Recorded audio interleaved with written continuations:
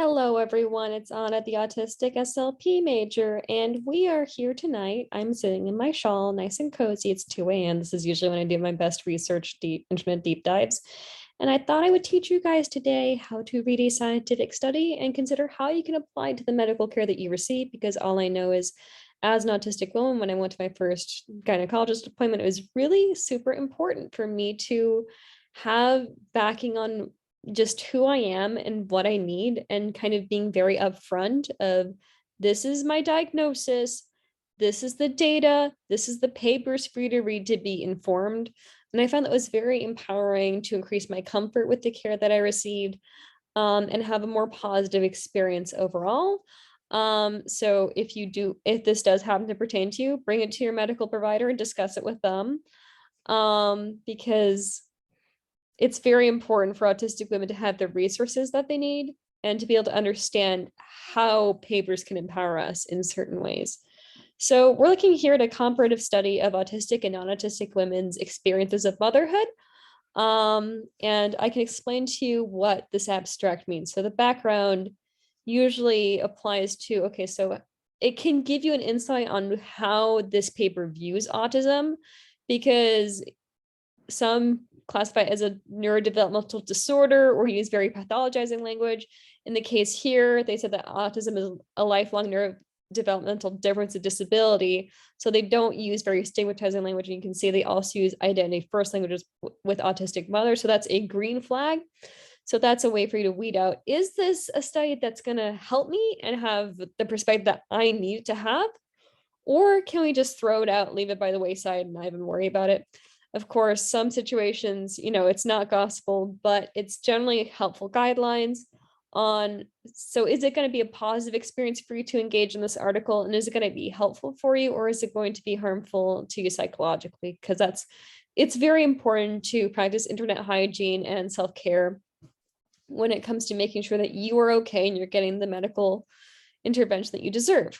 So, and here's the objective. So this is what the study wanted to do. So in this case, it's to explore autistic mothers' experiences of the perinatal period and parenthood. So if this applies to you, fantastic, read on. So this includes pregnancy, childbirth, and the postpartum period, self-perception of parenting strengths and weaknesses, communication with the professionals, that's the SLP thing, and mental health difficulties. So this is how you can tell, is this, so it's on the topic of autism, is it something that interests me or pertains to my situation? And then the methods, generally community-based participatory research is the one that I like the most, because I know the Aspire Academic Autism Spectrum Partnership in Research and Education, headed by Dr. Nicolaitis over in Portland, I think it was, uses the community participatory research model where you participate with the community and work with the community that is studied instead of doing studies on them, which generally is not very neurodiversity affirming. Generally, I like these terms, community-based participatory research model.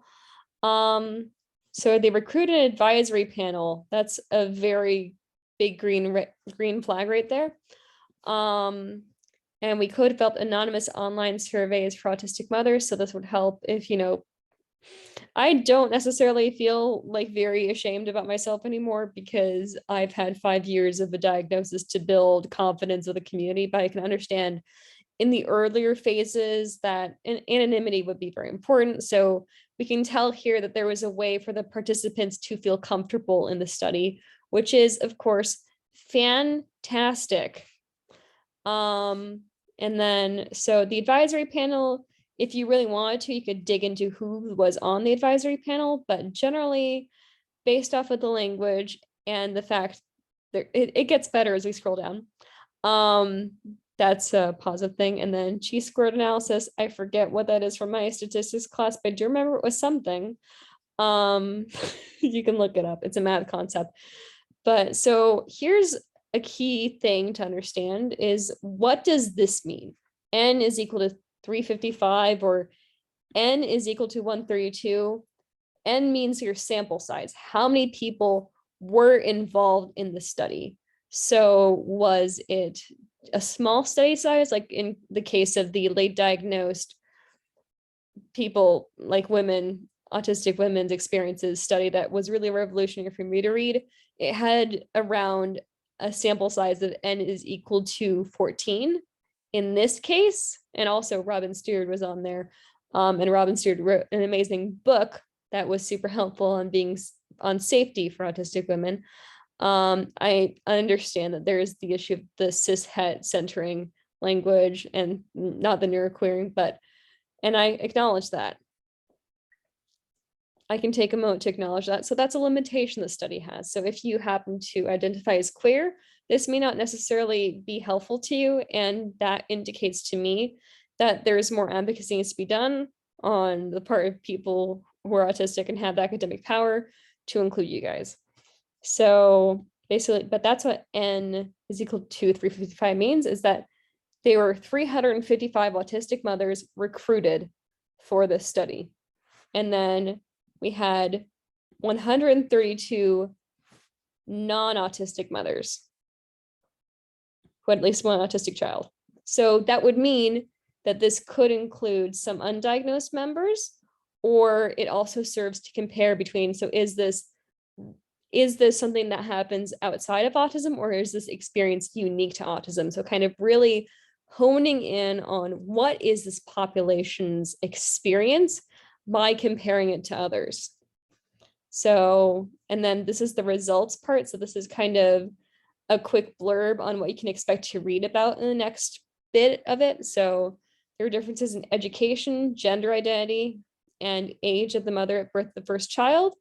So autistic mothers are more likely to experience additional psychiatric conditions, pre and postpartum depression. So if you are an autistic individual planning to become pregnant in the future, or you're pregnant right now, it's helpful to know, oh, hey, I can bring it up with my provider that I read this study, and I can print it out to them and show them and say, hey, looks like I am more likely to experience pre or postpartum depression. So you can prepare for that in advance rather than have it be some sort of shock to the system all of a sudden that you weren't able to expect. So this is why being able to kind of relate to your provider on the same level, use the same language, is super empowering. And I encourage you to do it because it increases the likelihood that you'll have a positive interaction with the medical system, and that you can advocate for yourself with credible sources that they have to pay attention to. That's key. So greater difficulties in areas such as multitasking, coping with domestic responsibility. So that may be a consideration if maybe you want to hire a doula. I'm not making any recommendations. I'm not a birth professional whatsoever. Do not sue me, please. I'm just trying to get y'all to be able to bring resources to your providers. That is something that's worked for me as well. I'm not a professional. Full disclaimer there. But that's just something to think about. That's something that I would think about if I'm an autistic individual and I'm planning to be pregnant, is I would probably consider maybe I should get a doula, maybe I should get a nanny or something like that. And creating greater social opportunities for their child. So that's, of course, a socialization issue. And they are also more likely to report feeling misunderstood by professionals. That's a point where this study could be super duper helpful to prevent misunderstandings, because this forces a provider to pay attention to you. Actually, there's this thing that you need to be informed about if you are serving me, and report greater levels of anxiety, higher rates of selective mutism, and not knowing which details were appropriate to share with professionals. So we can understand now the challenges that autistic people who are facing parenthood may face. So, and having information and empowerment can alleviate anxiety. And then this would be consideration for AAC right here for myself. And then not knowing which details are appropriate to share. Luckily, there's a lot of OBGYNs that I know on social media that do a whole bunch of stuff. So I would say use your autistic brain and research as much as possible, and you will have hopefully a little bit of a better experience than otherwise. They're also more likely to find motherhood an isolating experience, to worry about others judging their parenting, or feel unable to turn for others for support when parenting. So giving this to your provider lets them know, hey, pay a little bit extra attention to me, because these are challenges that I will face. So it helps to have guidelines, especially if you struggle with not knowing what to bring out to a provider. And here are the conclusions. This is the quick blurb, is that autistic mothers face unique challenges with the stigma associated with autism that may further exacerbate communication difficulties. So if you feel misunderstood by a provider, bring this to them is what I would say. That's what I would do at least. And then greater understanding and acceptance among individuals who interact with autistic mothers is needed, and autistic mothers would benefit from additional and better tailored support. This is the point where you can really drive it in. Bring this to your provider at your first appointment and see how they respond to it, and then decide if you want to keep on going with it, is kind of what I would say. Here we have a huge green flag. This article uses identity first language, and it elaborates on why, which is fantastic. Woohoo! So I usually skip through the introduction, but it can be helpful for them to, so here they define autism again, diagnose difficult, and like what is expected, and the prevalence, yada, yada, yada, the sex ratio. Little attention has been paid, and this is a key term, little attention has been paid to parenthood and autistic adults, despite autism being a lifelong condition, and there are no estimates for the number of autistic adults for parents. So yeah, it's possible that a number of mothers of autistic children may have undiagnosed autism, and because women are on average diagnosing men in the life, some may not receive their diagnosis until they're already parents themselves. If that happened to you, I'm really sorry. So if you're suspecting that you might be autistic, bring this to them. Why not?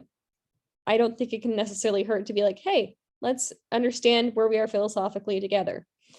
So to date, the only experience of pregnancy, childbirth, and autism has been studied. Only the experience of pregnancy, childbirth, and postpartum period in autistic women have been studied. And then this one dives deeper into the heightened sensory experiences, including breastfeeding, the desire for clear guidance, and stress. So yeah, increased risk of mental health difficulties. So usually I kind of skip through this. Methods. So this is the how they did it. So that the introduction is the what, the methods is the how they did it. And you can kind of understand, do I like how this study was done? Is a key question that I always ask. So patient and public involvement model. So the research team was approached by the organization Autism Women Matter. You can look this one up, to conduct a study investigating the experiences of motherhood and autistic women. Let's see where that takes us. I'm just curious. Aha! Autism Women Matter was founded in 2013 as a response for the need for advocacy for women in the United Kingdom who have been diagnosed as being autistic. So you can see, oh, it's a duck. But here we go. Autism Matters. So autistic women and girls. I think this one is the one that I was supposed to look at. I don't know if you can see this one. Aha, autismwomenmatter.com.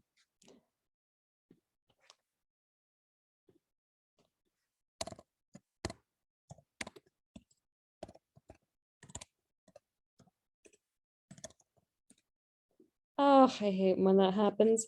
But you can always see if you can investigate, is that an autistic-led organization? So do I like it? But I would say, given how well the study is done, chances are it was probably an autistic-led organization, even though the name is a little bit clunky. We can forgive that. So the study is a collaboration between autistic mothers and academic researchers. Green flag, such a huge green flag, such a huge green flag. 6 autistic. So here we learn more about the advisory panel. It was 6 autistic mothers in the UK were recruited. Fantastic. And I don't know about you, but so much better stuff comes out of the United Kingdom on autism than in the United States. And I want to investigate that. But the point is, so the panel met 4 times. This is how involved was the panel. And then the panel contributed to identifying the study objectives. So basically autistic mothers and women and people informed how this is done. Isn't that a wonderful flag? And then here's the online survey. So kind of the survey asked a range of questions, and these include pregnancy, childbirth, and postpartum period, self-perception of parenting strengths. So really just diving into what the experiences are, which is of course fantastic. And these questions were used in the survey were co-created with the panel. So to reflect issues that were specifically pertinent to the autistic mother community, rather than using existing validated measures that were maybe less relevant to autistic mothers. So this is very well done, is all I have to say. The aim was to conduct a preliminary study about various aspects of motherhood that might be important to the autistic community. This is so good. Okay, so cool. So autism surgeon quotient, what yada yada yada. Participants. So this is who was involved. So who was studied, who was observed. So include autistic and non-autistic mothers whose parents had, who were parents. So these are autistic parents. Woohoo! And then he would a breakdown of where the heck were these people from? So Sweden, New Zealand, Israel, Greece, South Africa, Serbia, Belgium, Costa Rica, lots of people from lots of different places. So this doesn't necessarily apply to the UK, but so this is mothers of Western countries and Sweden. So you can see, hey, was someone from my country involved in this or not? Cool, good to know. So 2/3 of our sample report having a diagnosis of autism, while the remaining 1/3 self-reported. So here we have validation of self-diagnosis. Don't ignore those people. So good. So self-identified, both diagnosed and self-identified, scored significantly higher than non-autistic mothers. So this is making sure that they're actually autistic. Kind of silly, but you know. So, and then here are the results. So what did they find out? What did they find out is always the huge question of what did you discover? What was found? So prenatal depression, postnatal depression,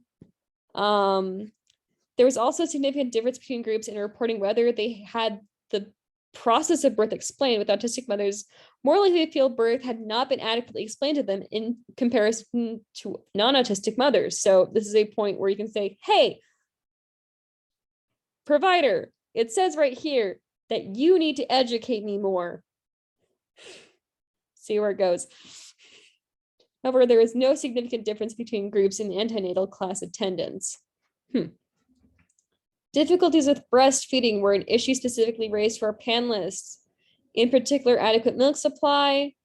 So if you're planning on breastfeeding or chest feeding or whatever you want to do, this has my IBCLC brain really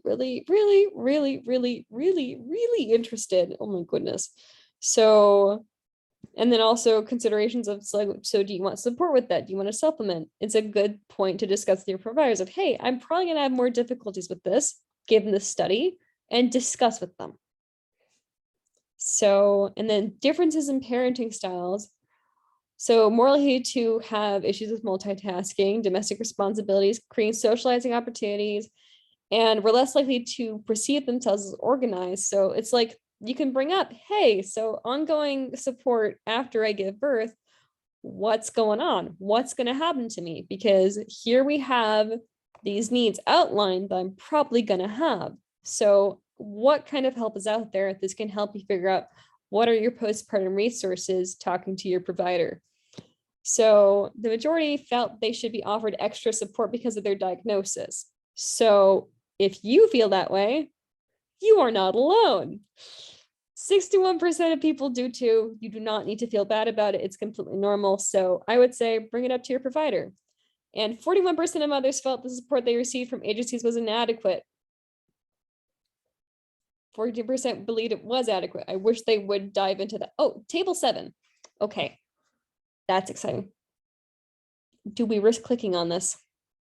Table 7. So here we have a table on kind of a breakdown. So this is N, remember N is the number of people. So this is how many people agreed to this question of I feel I should be offered extra support. And then this is how many people disagreed here is 135 and then not applicable. So this is what that means. So let me see if I can go back, or I lost my spot or train of thought or whatever. This is why I said, there we go. There we go. We are right back, but these are tables and those are exciting to see, but it's basically just a simple breakdown. It's, if you have trouble reading clunky text, tables might be better for you because it's a little bit less like bleh, and a little bit more visually organized. So you can always click on the full size table ones. And then within the group of autistic mothers, the majority, so we already read that. Communicate with child professionals. This is where my SLP brain comes in. Professionals was used to refer to, so they define what professionals were. So pediatricians, social workers, anyone that they could come in contact with, and they report significantly more difficulty being able to communicate effectively with professionals about their child. So that may be a point where the provider needs to be accommodating. You can just bring it up. Hey, I'm going to have a little bit more trouble with this. You need to accommodate this. And experience great amounts of anxiety interacting with professionals, understandably, if you feel like you're not communicating very well and you're just super nervous, obviously. So what kind of scaffolding can be provided to help you feel more confident is an important big question that I have right there. And one of them for me has been providing these scientific studies from credible sources, be like, hey, this applies to me, and I need you to read this so that you're competent with me, because pregnancy is a very vulnerable point in a person's life. 40% of autistic women report that it caused them to experience difficulty with communication. So you can just make your provider aware of, hey, I'm more likely to experience this. You might not necessarily experience it, but you can be like, hey, I'm going to deal with this. So disclosing an autism diagnosis to professionals, if that's a concern for you, this is the section for you. And table 9 is the section that you would really, really, really, really love. And then personal experiences of motherhood is right here. So you can skip to whatever pertains to you most, because there's these headlines. You can skip to those. If there's some stuff that's irrelevant, just skip over it. Just skip over it. If you don't want to breastfeed, just skip over it. Skip over it. And then just look at, what do you like? Personal experiences of motherhood and the discussion. So this is kind of where they bring in the background, why they did it, and kind of further need for research. So motherhood in autistic women is a neglected area of autism research, which is why when I called the UC Davis Fine Institute about one of their silly studies on autism developing in pregnancy, I was like, hey, I'm an autistic individual. I'm considering becoming a mother. So like, what kind of data are you willing to help me provide to the community? Because that's a huge, like, just how does autism develop in pregnancy help me, an autistic individual who wants to have children? They should have thought of that. But my point is, so this is a neglected area, which means if you want to complain to the people, like the universities around you, like, hey, I don't like what you're doing, you need to fix it. You can use this to back you up and be like, hey, I think you can do better. So critically, these include difficult. So this is kind of fear of judgment, kind of, it can help you normalize what you're going through in some ways. Know what to expect, know what you're vulnerable to. So autistic mothers report more difficulty in interacting with professionals. So this is kind of like, this is just a overall summary of everything if you just cannot get through the results section. So research on experiences of pregnancy and early infancy in autistic mothers has highlighted challenges that may be associated with sensory processing difficulties. So this may be something to bring up through provider. Maybe you need a referral to someplace. Despite sensory issues, most mothers in our sample were able to successfully breastfeed their child. Yes, with over 80% attending to breastfeed their first 2 children. It may be autistic mothers who are able to override any unpleasant tactile sensations associated with breastfeeding in order to do what they believe is best for their child, and the hypothesis needs to be formally tested in the future. Man, that's exciting. But so if you have any parental anxiety about becoming a parent, this is the study for you, man. Welcome. No significant differences in proportion of autistic and non-autistic mothers. So this is like, just basically, we also ask mothers about their lifelong parenting in terms of positive outcomes. 96% of autistic mothers are able to prioritize their child's needs about their own and seek ways in which they can boost their child's self-confidence. So if you're scared and you want to know what's out there, here's over 300 people who've already done it. So you're okay, honey. In addition to autism, over 70% of mothers report having an additional psychiatric conditions. So this normalizes any struggles you've had. And that means it's easier to talk about with people around you, with your provider. Just bring it up, man. So highest rates, so basically limitations. So this kind of goes into, some people like to say like, oh, but this is high functioning or whatever like that. That's what a limitations section of a study is for. I feel like one of their limitations should be that they're not using inclusive language for the queer community given neuroqueering.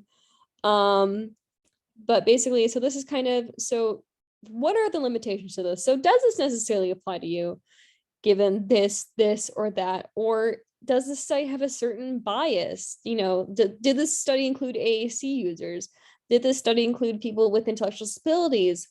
So only mothers who are literate, able, so furthermore, given the nature of the study, only mothers who are literate, able to understand our questions with access to a computer or complete a survey. Again, highlighting that results from the survey may not be representative of all autistic mothers in the population.